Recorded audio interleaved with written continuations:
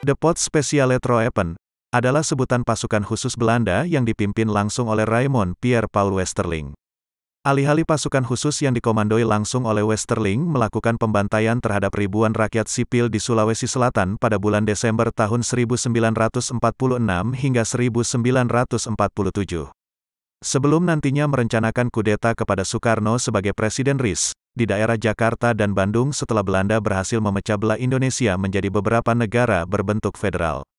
Bentuk negara federal terjadi setelah Konferensi Malino di Sulawesi Selatan, pada tanggal 15-25 Juli tahun 1946, yang isinya tentang rencana dan pembentukan negara bagian berbentuk federasi di Indonesia, serta pembentukan negara yang meliputi daerah Indonesia bagian timur atau disebut NIT.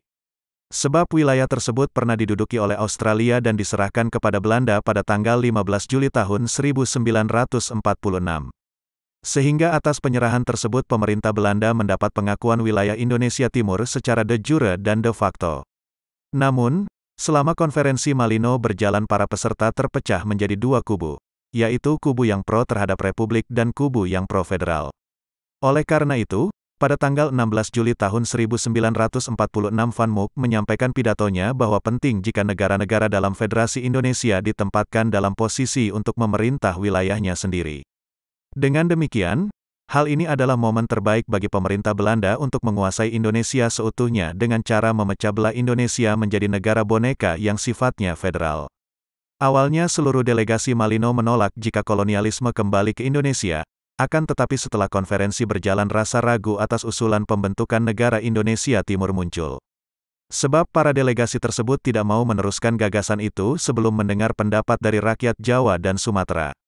Dan menurut pemikiran Syahrir, jika orang di luar Jawa ingin berunding boleh-boleh saja, sehingga hal ini menimbulkan gejolak di dalam negeri. Karena gagasan Syahrir dalam perspektif wilayah Indonesia bertentangan dengan Tan Malaka dan kawan-kawan. Bukankah kita proklamasi tanggal 17 Agustus Sabang sampai Merauke? Kenapa sekarang terpecah menjadi beberapa negara bagian? Menurut Tan Malaka, gagasan negara federal ini tidak cocok. Mungkin menurut Syahrir gagasan tersebut supaya Indonesia masih utuh dalam satu kesatuan. Karena jalan menempuh revolusi sulit diterima oleh pemerintah Belanda untuk mengakui kedaulatan penuh atas Indonesia. Sebab jika jalan revolusi menggunakan cara fisik atau pertempuran maka akan menimbulkan banyak korban.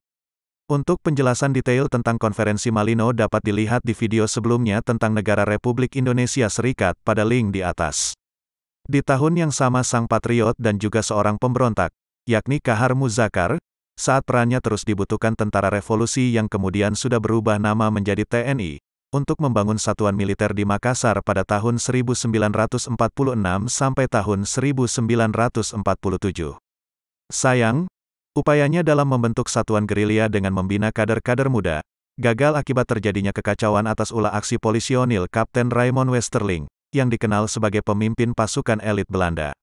Selain itu ada juga gerilya-gerilya di wilayah tersebut yang dipimpin pemuda seperti Andi Sele, Andi Sose, Ali Malaka, Walter Mongisidi dan lainnya yang membuat Kolonel H.J. de Vries menilai mereka yang bertujuan untuk membuat satuan militer RIS dianggap sebagai bahwa situasi sudah sedemikian buruk di Sulawesi Selatan.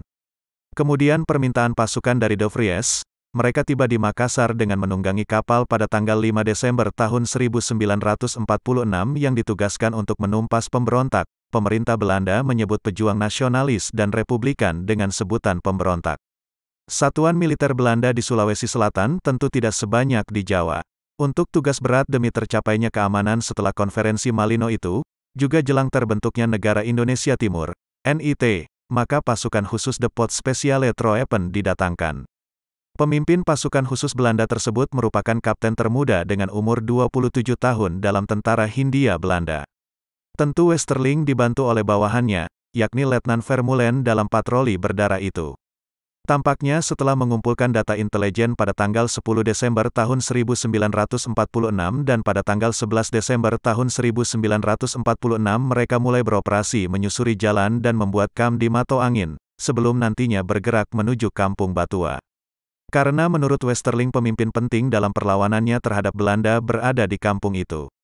Pembantaian dilakukan dalam beberapa tahap di desa-desa sekitar kota Makassar, seperti Batua, Bolombodong, Tanjung Bunga dan Kalukuang. Timbulnya peristiwa pembantaian yang mengorbankan 40.000 jiwa para pahlawan dan rakyat sipil di Sulawesi Selatan. Rumah Andi Petarani dan Andi Mapanyuki yang berada di Jongaya merupakan tempat pembersihan gerilyawan tahap pertama. Mereka berdua adalah keturunan Raja Bon yang bersimpati kepada Republik Indonesia dan kedua namanya menjadi nama jalan di kota Makassar.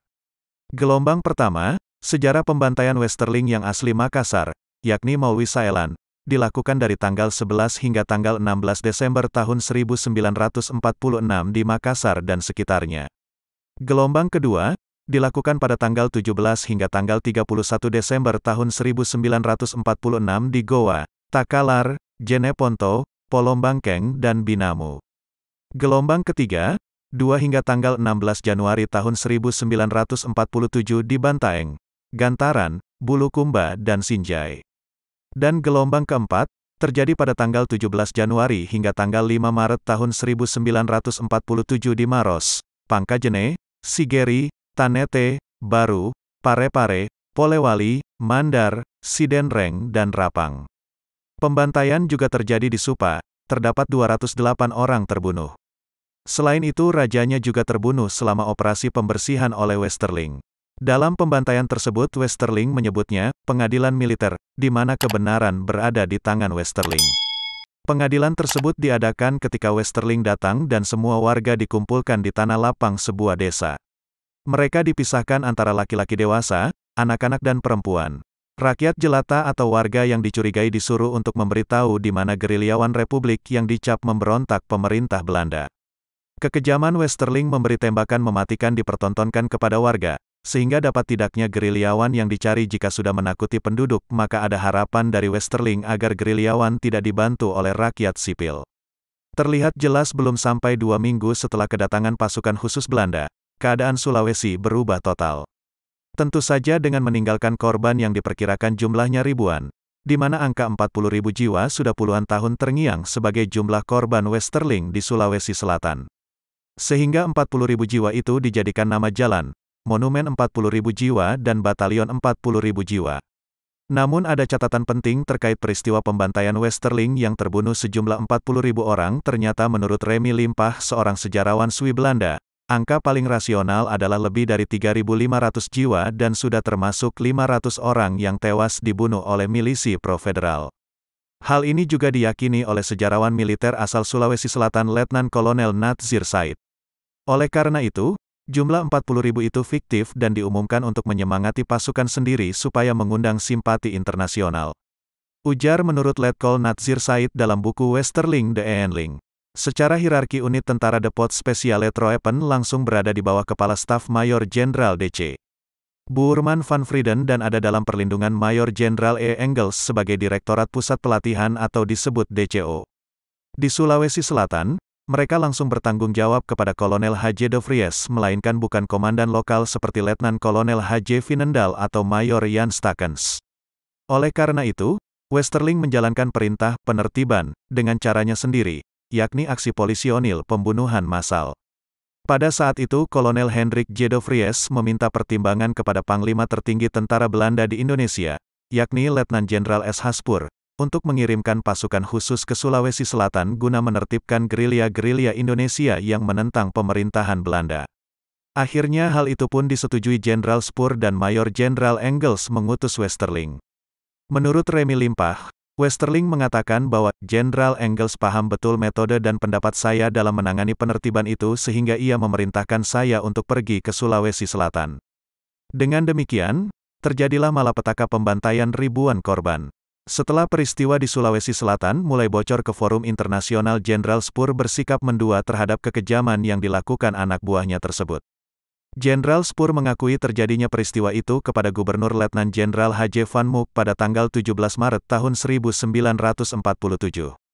Namun dalam surat yang sama Spoor merubah fakta bahwa banyak juga masyarakat Sulawesi Selatan yang berterima kasih atas tindakan tegas anak buahnya itu.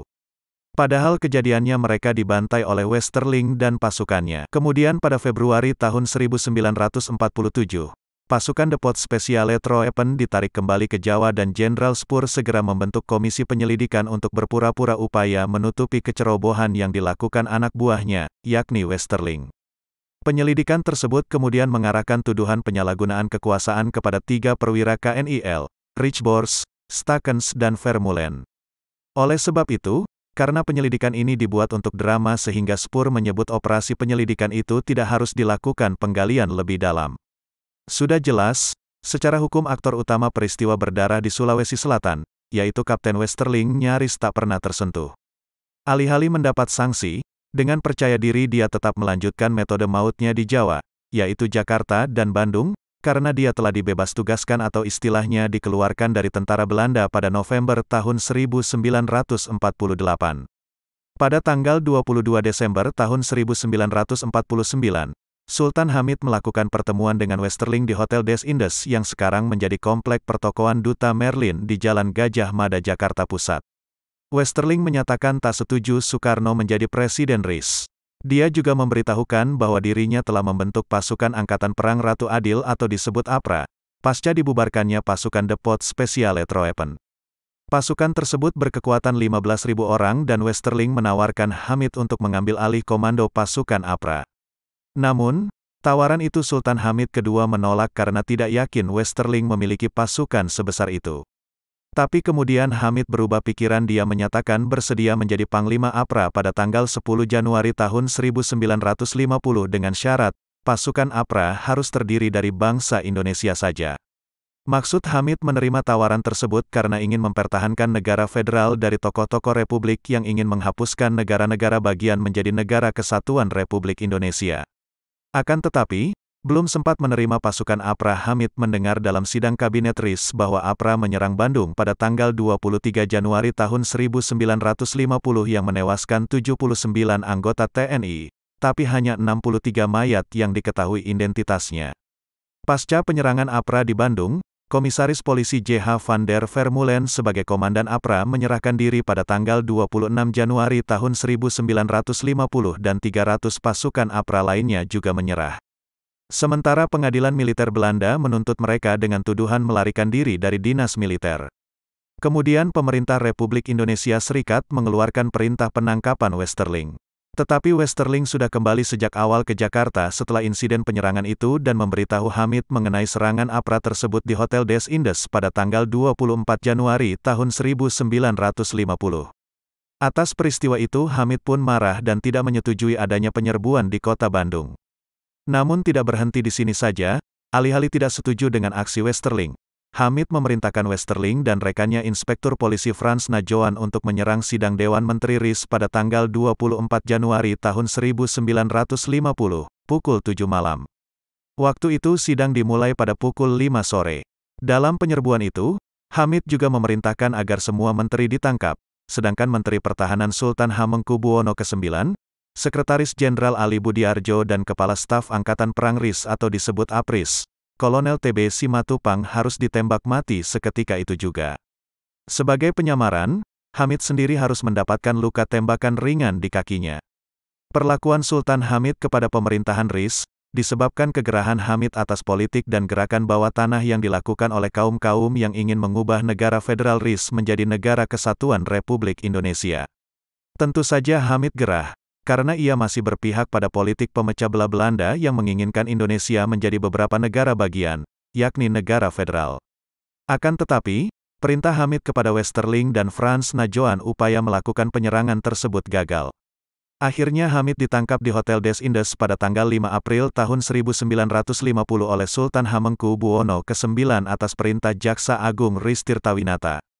3 tahun kemudian Hamid baru diadili pada tanggal 8 April tahun 1953. Mahkamah Agung menjatuhkan hukuman 10 tahun penjara dipotong masa tahanan 3 tahun. Dasar pertimbangannya adalah adanya niat Hamid menyuruh Westerling dan Frans Najoan untuk menyerbu Dewan Menteri RIS dan menembak mati 3 pejabat pemerintah. Peristiwa kejahatan itu gagal karena Sultan Hamid II membatalkan niatnya. Menurut sejarawan Ansari, seseorang tidak dapat dipidana jika tidak ada perbuatan kejahatan. Namun, pertimbangan hakim dalam memutuskan perkara Hamid jelas bukan berdasar atas hukum, tetapi atas pertimbangan politik dengan dalih mempertahankan keamanan negara oleh serangan-serangan yang akan merusak keutuhan NKRI. Setelah kejadian itu Westerling jadi buronan, namun dengan bantuan Marin Belanda dia terbang ke Singapura. Pada tanggal 25 Februari tersiar berita Westerling telah berada di Singapura dan pemerintah RIS mendesak pemerintah Inggris di Singapura untuk menyerahkan Westerling. Tapi, tidak diizinkan karena tidak ada perjanjian ekstradisi antara Inggris dengan RIS. Untuk menghindari segala sengketa dan kesulitan, pemerintah Inggris mengusir Westerling. Kemudian Westerling mengungsi ke Tangier, lalu ke Paris dan baru pada 1952 muncul di Nederland, Belanda. Pihak Republik Indonesia menuntut pemerintah Belanda untuk menyerahkan Westerling. Namun Mahkamah Tinggi Belanda menolaknya dengan alasan Westerling adalah seorang warga negara Belanda. Dia akan diadili di Belanda atas tuduhan melarikan diri dari tugas militer, pembunuhan dan pemerkosaan. Namun, pada kenyataannya pemerintah Belanda tidak pernah mengadili Westerling hingga akhir hayatnya pada tanggal 26 November tahun 1987. Baik, itu saja video kali ini. Jangan lupa subscribe dan nyalakan loncengnya supaya tidak ketinggalan video terbaru dari channel ini.